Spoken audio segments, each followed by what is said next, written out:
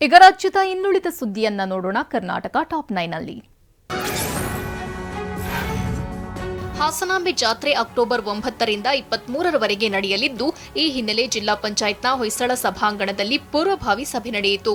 ದರ್ಶನದ ಪಾಸ್ ಸೇರಿ ಹಲವು ನಿಯಮಗಳಲ್ಲಿ ಬದಲಾವಣೆ ತರಲಾಗಿದೆ.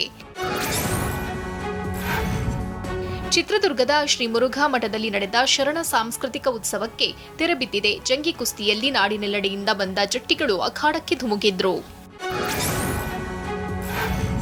ಪ್ರತಿ ವರ್ಷದಂತೆ ದಾವಣಗೆರೆಯ ದುರ್ಗಾಂಬಿಕಾ ದೇವಿ ದೇಗುಲದಲ್ಲಿ ಉಚಿತ ಸಾಮೂಹಿಕ ವಿವಾಹ ನಡೆಯಿತು. ಸಚಿವ ಎಸ್ಎಸ್ ಮಲ್ಲಿಕಾರ್ಜುನ ಹಾಗೂ ಸಂಸದೆ ಡಾ ಪ್ರಭಾ ಮಲ್ಲಿಕಾರ್ಜುನ ಪಾಲ್ಗೊಂಡು ನೂತನ ವಧುವರರಿಗೆ ಶುಭ ಹಾರೈಸಿದ್ರು. ರಾಮನಗರದ ರಂಗರಾಯನದೊಡ್ಡಿ ಕೆರೆಯಲ್ಲಿ ಮೊದಲ ಬಾರಿಗೆ ಪ್ರವಾಸಿಗರನ್ನ ಸೆಳೆಯಲು ದೋಣಿ ವಿಹಾರಕ್ಕೆ ಅವಕಾಶ ನೀಡಲಾಗಿದೆ. Motor boat, jet ski ride, pedal boat, kayaking games ಆಕರ್ಷಕವಾಗಿದೆ. ಆನೇಕಲ್ ಸಿಂಗಸಂದ್ರದ ಶ್ರೀ ಕರಗದಮ್ಮ ದೇಗುಲದ ಆಭರಣ ಕಳ್ಳತನವಾಗಿದೆ. ಕಳ್ಳರು ಬಾಗಿಲು ಬೀಗ ಮುರಿದು ದೇವಿಯ ಚಿನ್ನದ ತಾಳಿ, ಚೈನು ಜತೆ ಹುಂಡಿ ಹೊತ್ತೊಯ್ದಿದ್ದಾರೆ. ಪರಪ್ಪನಗ್ರಹಾರ ಪೊಲೀಸರು ಪರಿಶೀಲಿಸಿದ್ದಾರೆ.